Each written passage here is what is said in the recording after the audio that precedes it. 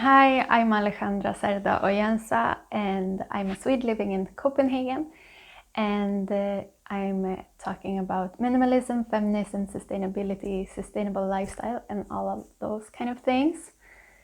And today I wanted to talk to you about moving from Sweden to Denmark, being a grown-up, not coming here to study or as some kind of move away from your parents kind of thing, just moving. So my husband and I moved to Copenhagen from Stockholm in Sweden in July, August 2020. This was during the pandemic, but it was in a period when things were kind of opening up again. But I thought I would answer some questions that I've gotten.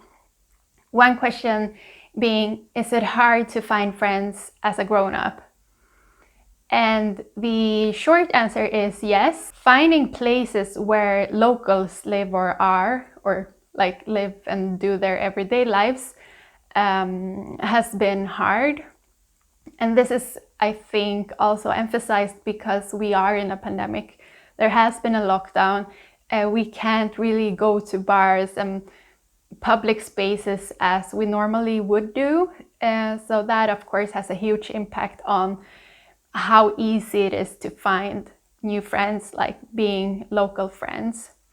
We do have met new friends here, but they are also in the same position as us. They are also from other countries and have moved to Copenhagen.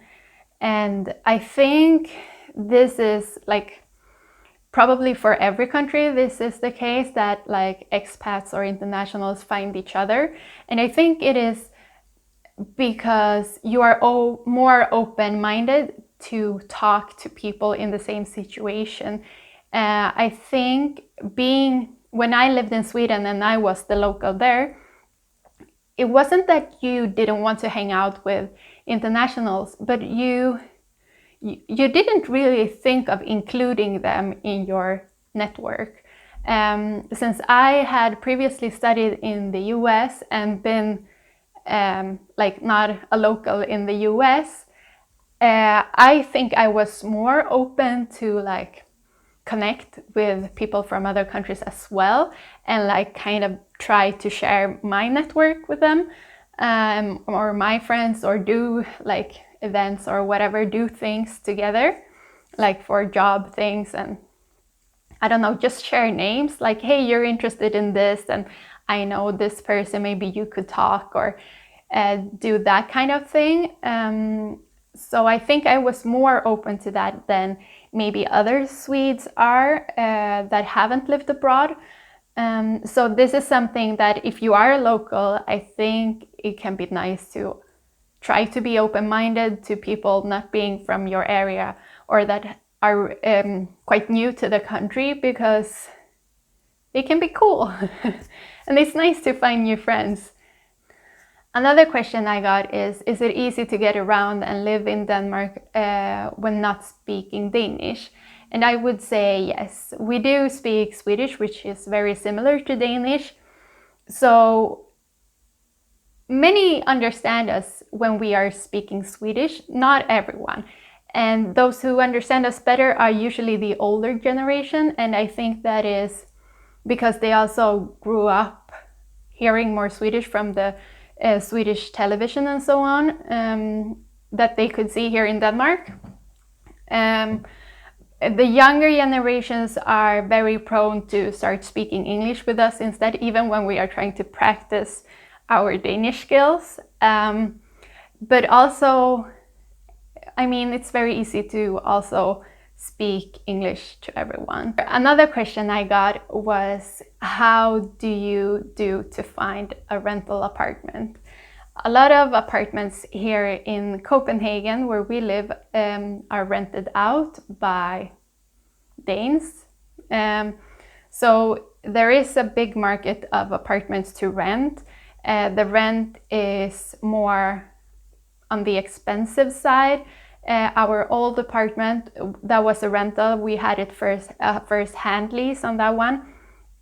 So we were renting it from the housing company. and not like a private person. And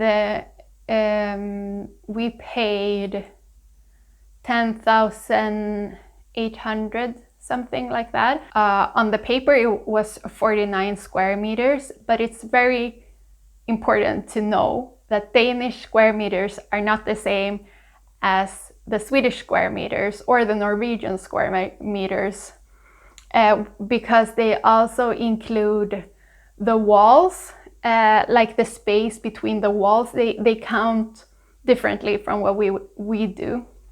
And they also include some square meters in the like hallway and stuff, like in the entrance. And yeah, so if it says 49, you should probably think that it's more like 40 or 45 or something like that. In Denmark, there are two different ways of owning. So you can have an andelsbolig or andelslejlighed, which is pretty similar to the Swedish bostadsrätt.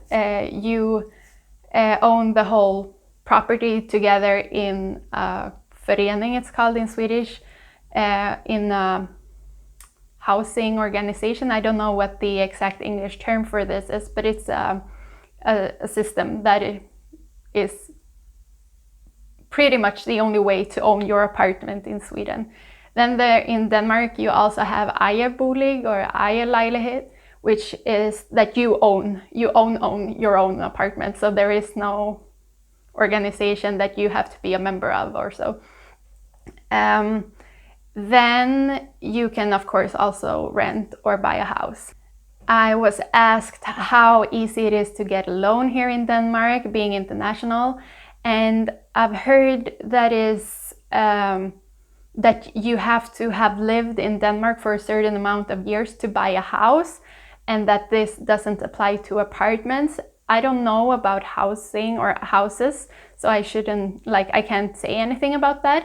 But when it comes to apartments, we could get a loan because we had sold our apartment in Sweden, so we had some cash to use, and then we could loan the extra amount of money that we needed. It wasn't very hard to get the loan, but we also weren't loaning as much as if we wouldn't have anything. What neighborhoods and what areas of Copenhagen is nice to live in?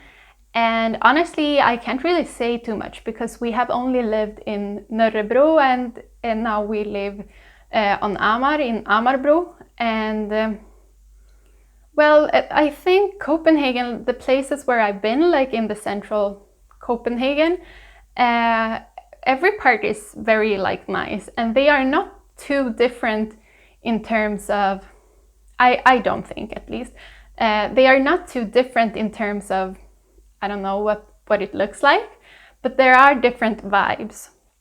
And there are different areas that Danes tend to avoid. But I also believe that this is also, of course, connected with if you have more money, you would want to live in a place where others with a lot of money live. And this is the case for a lot of cities. Like in Sweden or in Stockholm, we have Stockholm is also you have the different areas, like Östermalm is the rich and posh area where the apartments are more expensive and the rich people live. And then you have Södermalm where it's more of a hipster kind of media people that work in PR or culture or that kind of stuff. And then so you have different vibes in different parts of the city, and this is also the case in Copenhagen. We lived very, very close to Mjølnerparken, which is an area that has been seen as a problematic kind of area. I never felt unsafe, and I've never felt unsafe anywhere in Stockholm either. I'm not very sensitive to those things. I'm also not afraid of areas where a lot of immigrants live, because I am an immigrant also. My parents are immigrants. So I try to keep an open mind and try to understand what is the reason to why people are saying this area is dangerous and so on. I know there have been more shootings and so on. I'm not gonna go into all of that, but try to keep an open mind is what I would say. And don't be like too strict about only living in the cool places. Try to find a place that you find is beautiful, where you feel safe, where you feel that you can find your lifestyle. And for us, Amar is great. It's very close to the city, or like downtown if you want to go there. It's very close to the water, to the beach. And the apartment is great. We really love the apartment. It was something we could afford, and we are so happy to live here. Seriously, we are so happy to live here. If there is something else you want to ask me about living in Denmark as a Swede, or my perspective on something, just write me a comment and I will respond to that, or I will make another video. I hope you have a good one, and take care and stay safe. Hej då!